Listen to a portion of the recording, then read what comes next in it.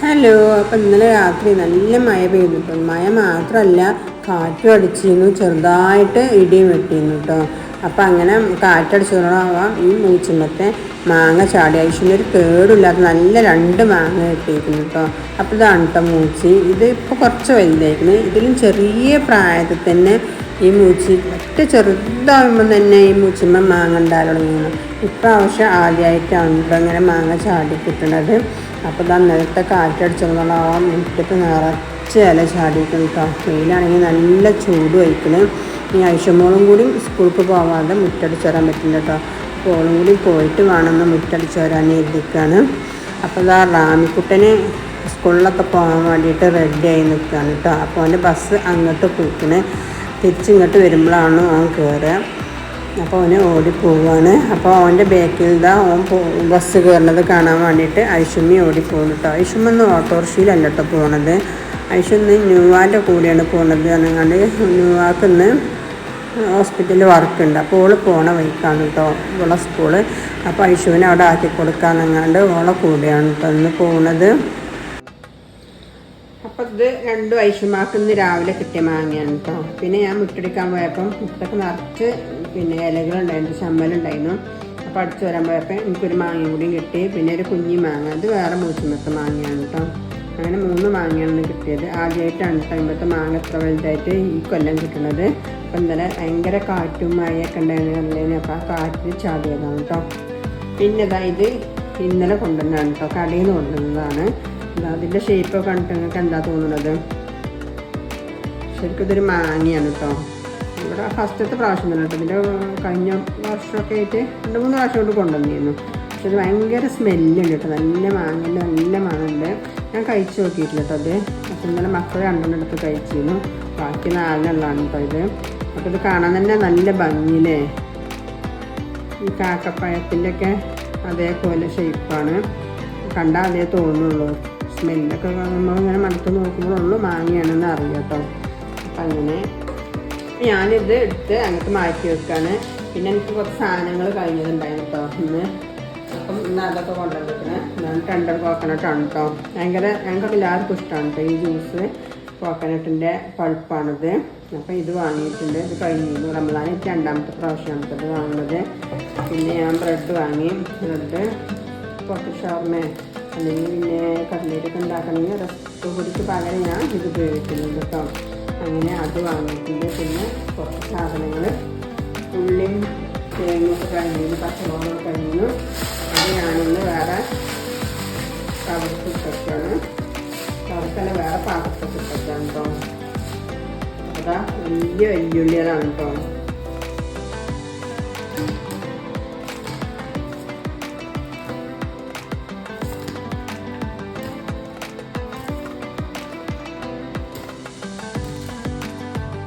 റമദാനായിട്ട് എൻ്റെ ഈ ഒരു ചെറിയ കുക്കറിന് ഒരു ഒഴിവില്ല കേട്ടോ. വലിയ കുക്കർ ഫുൾ റെസ്റ്റിലാണ് കേട്ടോ. ഈ കുക്കറിന് ഒരു ഒഴിവില്ല. അത് ഞാൻ ഐഫോന് കൊടുക്കാൻ വേണ്ടിയിട്ട് കുറച്ച് കഞ്ഞി ഉണ്ടാക്കി.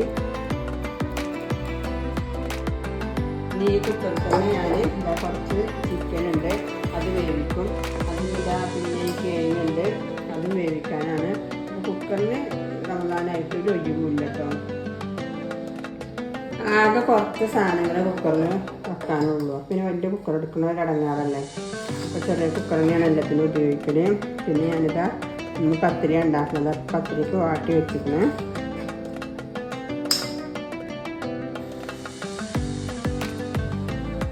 അപ്പം ഇന്ന് ഞാൻ കട്ട്ലേറ്റ് തന്നെയാണ് ഉണ്ടാക്കുന്നത്.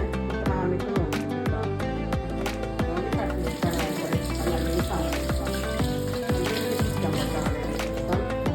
കട്ട്ലേറ്റ് ഉണ്ടാക്കിയത്. തേങ്ങ പിഴിയാൻ വേണ്ടിയിട്ട് വെള്ളത്തിൽ കുക്കറിലിട്ടാണ് വേവിക്കാൻ വെക്കാണ്. നോമ്പുള്ള മക്കൾ നോമ്പുണ്ടായതിനെ ഓരോന്ന് ആഗ്രഹം പറയുമ്പോൾ നമുക്ക് ഉണ്ടാക്കി കൊടുക്കാൻ വരെ അറിയാറല്ലേ. നോമ്പുള്ളവർക്ക് സ്കൂൾക്ക് പോകണം പറഞ്ഞിട്ടോ. അപ്പോൾ ഒരു 3:30-4 മണി അടുത്താവും ഏകദേശം സ്കൂൾക്ക് വരാൻ. 10 മണി ഭയങ്കര ചൂടുമാണ് കേട്ടോ. പാവ് തോന്നുന്നു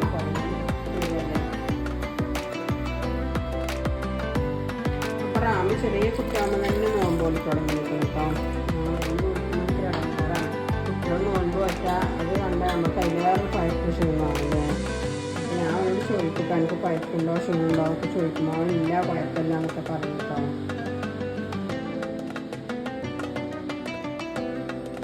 അപ്പം ഇന്ന് ഞാൻ ഒറ്റയ്ക്ക് തന്നെയാണ് കേട്ടോ പത്തിരിപ്പൊടി കുഴക്കലും അമർത്തലും പരത്തലും ചുടലൊക്കെ. റാമിണ്ടെങ്കിൽ ഓൻ അമർത്തി തരും, വലിയ മോളുണ്ടെങ്കിൽ ഓൾ ചുറ്റും തരും കേട്ടോ. ഒന്നും ആരും വെക്കണമെന്നില്ല. അപ്പം ഞാൻ ഒറ്റയ്ക്ക് തന്നെയാണ് എല്ലാം ചെയ്യുന്നത്.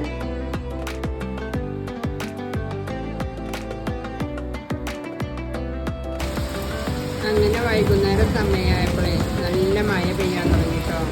തണുത്ത കാറ്റും ചെറുതായിട്ട് ഇടിയൊക്കെ ഇങ്ങനെ പൊട്ടുന്നുണ്ട് കേട്ടോ.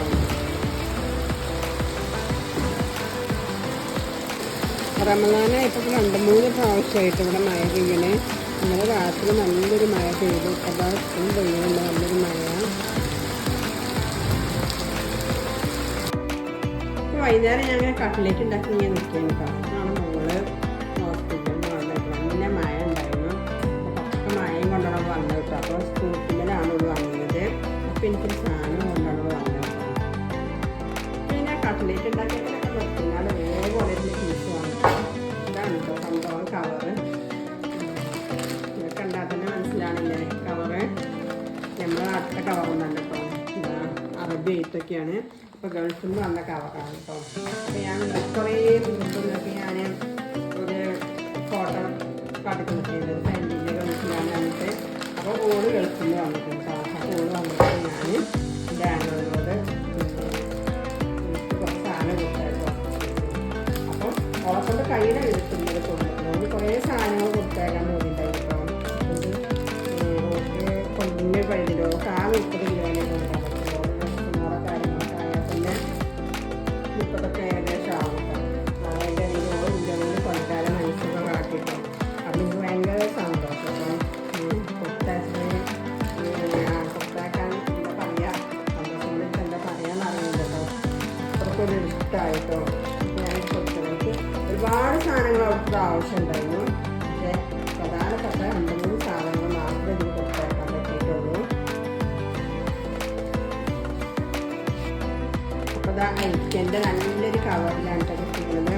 ഐക്യ എന്ന് പറയുന്നത് അവിടുത്തെ വലിയൊരു വീട്ടിലെ എല്ലാ സാധനങ്ങളും ഫർണിച്ചറുകളും ഒരുപാട് നല്ല ക്വാളിറ്റിയുള്ള സാധനങ്ങൾ ഉള്ളൊരു ഷോപ്പാണ് കേട്ടോ. പൊട്ടിച്ച് നോക്കട്ടെ.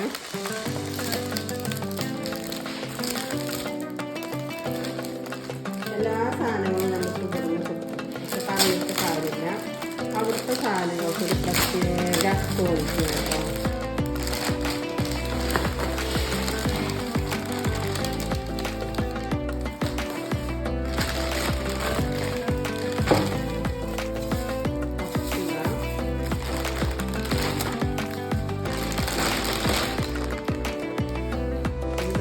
പാൽപ്പൊടിൻ്റെ ടിന്നാണ് കേട്ടോ.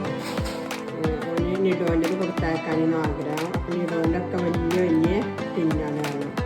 അപ്പം അത് കൊടുത്തയച്ചിട്ടില്ല. അപ്പോൾ ഇത് ഇന്ന് സാമ്പിൾ നോക്കി എങ്ങനെ ഒന്ന് നോക്കുകയെന്നുള്ളത് അങ്ങനെ ഇതാണ് കൊടുത്തയച്ചത്.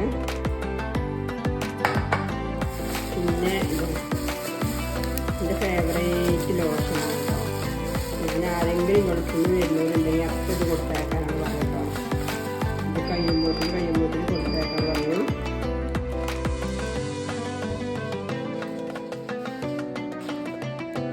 അപ്പോൾ എൻജാൻഡറിൻ്റെ യെല്ലോ കളർ ലോഷനാണ് കേട്ടോ എനിക്കിഷ്ടം. ഞാൻ കുറേ കാലമായിട്ട് ഇതാണ് ഉപയോഗിക്കുന്നത്.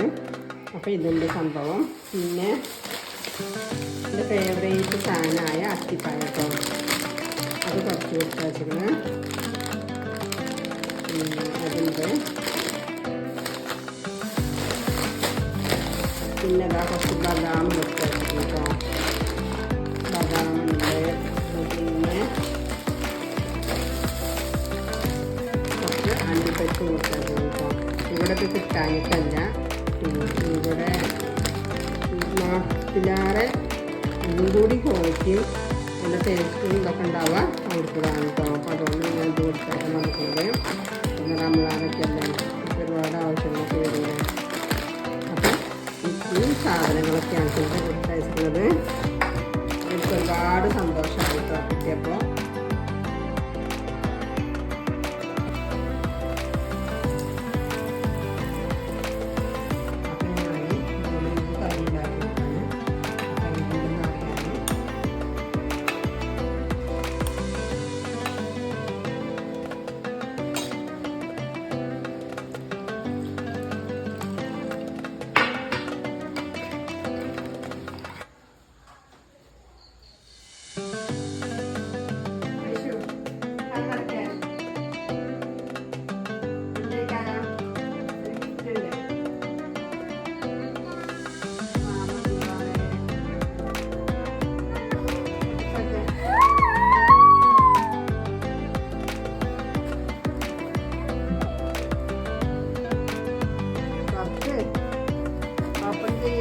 അടുത്ത് തന്നെ.